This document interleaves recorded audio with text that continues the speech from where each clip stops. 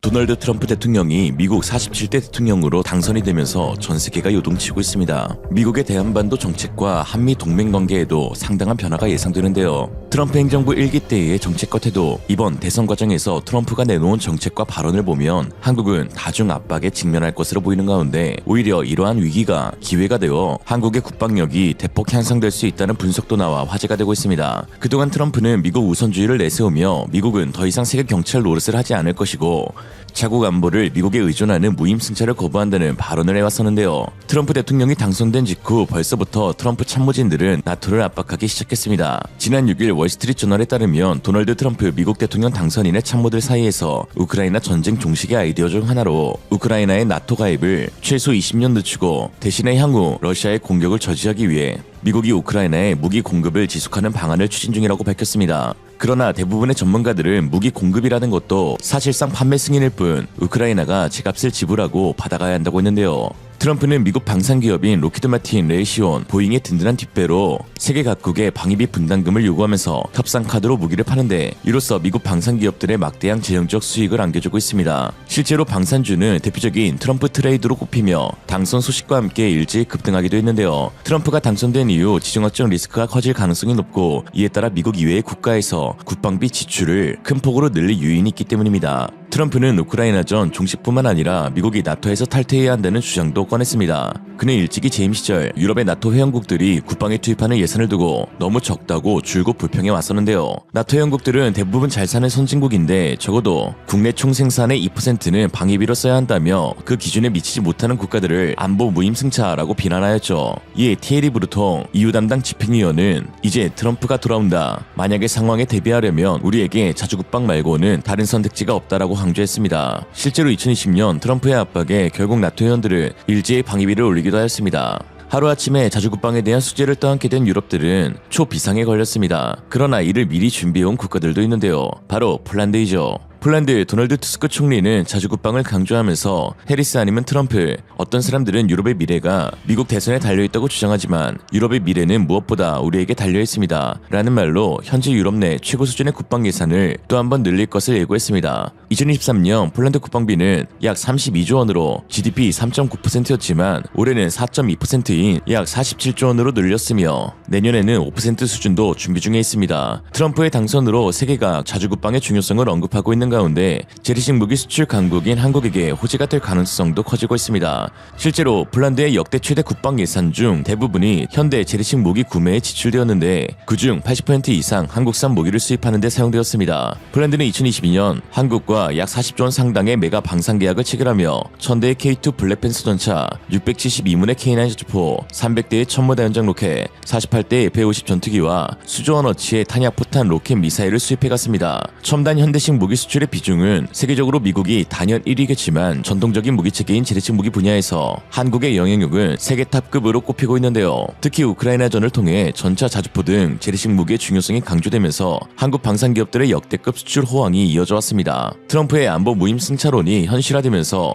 중동과 동유럽 지역을 중심으로 K9 자주포, K2 전차와 같은 지상장비가 인기를 끌고 있으며 심지어 방산 선진국인 미국으로의 비공 함정체계 K9 자주포 역시 수출이 추진되고 있죠. 이런 상황 가운데 재래식 무기 강국 한국의 비재래식 무기인 핵무기에 대한 보유 역시 현실화될 가능성도 높아지고 있는데요. 트럼프는 한국에도 주한미군 방위비 증액 카드를 꺼내들면서 심지어 주한미군 철수까지 거론하고 있는데 한국은 이 위기에서 한국의 핵무장을 암묵적으로 용인되는 명분으로 삼을 것으로 보입니다. 실제로 트럼프 당선인은 공화당 대선 후보 경선 때 북한 핵이 큰 문제인데 한국이 핵을 갖고 스스로 방어에 나선다면 상황이 더 나아질 것이라고 말하기도 했으며 미국 백악관 안보보좌관 후보로 유력한 엘브리지 콜비 전 미국 국방부 전략개발 담당 부차관보가 한국으로 와서 자체 핵무장을 고려할 필요가 있다고 말하는 등 한국이 진짜 중견 국가로서 평화에 대한 굳은 의지와 결기를 갖고 주변 정세를 돌파하지 않으면 안 되는 시기가 도래했습니다. 이에 한국에서는 자체 핵무장을 찬성하는 여론이 역대 최대 최대치를 기록하고 있는데요. 무려 71.4%가 북한이 핵을 포기하지 않을 경우 한국은 핵무장을 해야 한다라고 답했습니다. 이전에도 핵무장 지지 여론은 과반이었지만 확실한 추세의 변화가 있었던 것이죠. 이처럼 전 세계가 군비 증강에 몰두하고 있는 가운데 한국산 무기를 대거 수입한 폴란드에서도 한국군의 군비 태세를 롤모델로 삼아 자주국방을 실현하자는 목소리가 커지고 있습니다. 최근 한국 방산기업과 군부대를 방문한 폴란드 기자단들은 한국의 군사 역량을 실제로 보니 매우 놀랐다며 우리가 나아가야 할 방향이라고 언급하였습니다. 한국 육군에 대해서도 이야기해 보겠습니다. 이 군대는 대부분 징병제로 운영되지만 매우 높은 전문성을 보여줍니다. 한국군은 60만 명의 현역과 310만 명의 예비군을 보유하고 있습니다. 징병제 군대임에도 불구하고 매우 뛰어난 전문성을 보여주고 있습니다. 한국군은 훈련 시스템 덕분에 징병제와 상관없이 높은 전문성을 유지하고 있습니다. 물론 한국군도 문제점이 없는 것은 아닙니다. 가장 큰 문제는 인구 감소입니다. 이 문제는 한국뿐 아니라 우리도 겪고 있는 문제입니다. 한국군은 이를 해결하기 위해 군대의 일부를 자동화하고 있습니다. 이는 완벽한 대체가 아니지만 현재로선 필수적입니다. 소형 드론과 같은 무인 시스템이 도입되고 있습니다. 또한 보병 지원용 드론도 있으며 무인 차량을 통해 병사들의 무게 부담을 줄여주기도 합니다. 일부 무인 차량은 기관총을 장착하여 지원 플랫폼으로 활용됩니다. 한국 장비는 기술적으로 매우 발전되어 있으며 폴란드에서도 K 전차를 경험할 수 있었습니다. K 전차를 다루는 병사들은 특히 사격 통제 시스템이 폴란드 군에서 최고 수준이라고 강조합니다. 서방 전차와는 달리 K 전차는 디스플레이를 통해 조준 시야를 보여주며 편리성을 더합니다. 이 시스템은 매우 혁신적이며 K 전차는 저가 식별 시스템 AFF도 탑재하고 있습니다. 최근 한국은 카타르에 소규모 전투 그룹을 파견했습니다.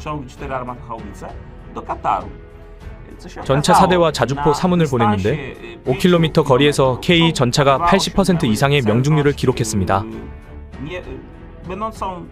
이는 5km 거리에서 유도되지 않은 탄약으로도 높은 정확성을 보이는 매우 인상적인 결과입니다. 한국에서 경험한 다른 점을 말씀드리자면 공장을 둘러볼 기회가 있었는데 자동화와 높은 수준의 전문성 그리고 매우 청결한 작업 환경이 인상적이었습니다. 일부는 거의 멸균 상태에 가까웠고 이는 폴란드의 일부 공장에도 도입되고 있는 것 같습니다. 이 정도가 제가 경험한 한국군 및 한국 산업에 대한 내용인 것 같습니다. 마치 북한을 망원경으로 관찰했던 경험은 어떠신가요? 영화에서처럼 양측 경비병이 서로 마주보고 서 있는 장면은 아니었고 관측소에서 큰 망원경으로 강 건너 북한을 볼 수 있었습니다. 인상적이었던 것은 북한에서 들려오는 우렁찬 소리였습니다.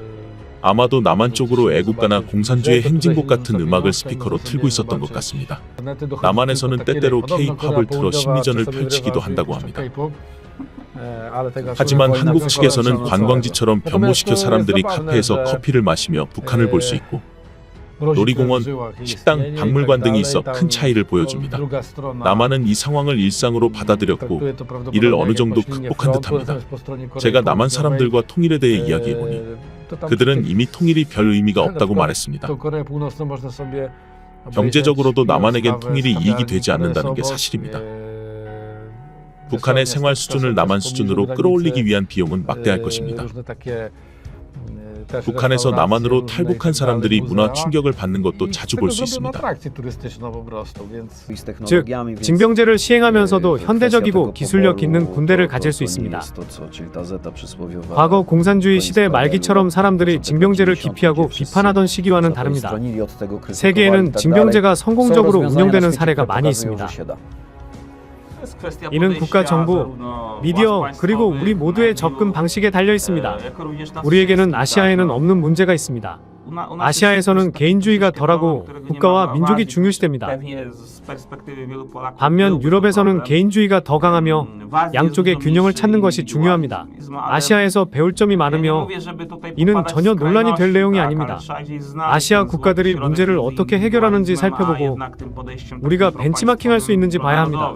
1만 킬로미터 떨어진 나라의 정권이 바뀔 때마다 한국 안보의 위기론이 거듭 반복되는 현실로서는 진정한 국가 안보를 유지하고 있다라고는 말할 수 없을 것입니다. 그와 무관하게 우리는 우리 손으로 우리의 땅과 사람들을 지킬 수 있는 강력한 힘, 자주 자주 국방을 지니고 있어야 할 것입니다. 우크라이나 사태는 강대국 틈바구니에 낀 한국에도 시사하는 바가 큰데요. 자주 국방을 방기하면 어떤 비극을 초래하는지 여실히 보여주는데 우크라이나는 1994년 핵탄두 폐기와 관련한 부다페스트 각서를 맹종한 나머지 국방력 강화에 소홀히 한 대가를 톡톡히 치르고 있는 것입니다. 우리를 지킬 것은 동맹도 약속도 아닌 진정한 자신의 힘입니다. 코미디언 출신으로 국방안보 요직에 연예계 동료들을 대거한치 볼로디미르 젤렌스키 우크라이나 대통령은 전쟁이 발발한 뒤에도 미국이 지원할 것이라는 담화문으로 국민에게 희망 고문만 해댔습니다. 그리고 현재 20%의 자국 땅을 러시아에 뺏긴 상태로 전쟁을 종결해야 하는 상황을 맞이하고 있죠.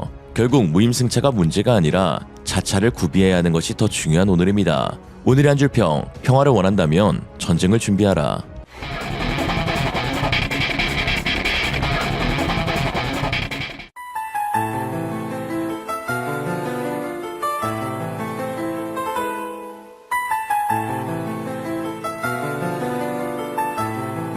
이생으로 리얼리즘이었습니다. 여러분의 생각은 어떠신가요? 현명하고 지혜로운 여러분의 의견을 지금 댓글에 남겨주세요.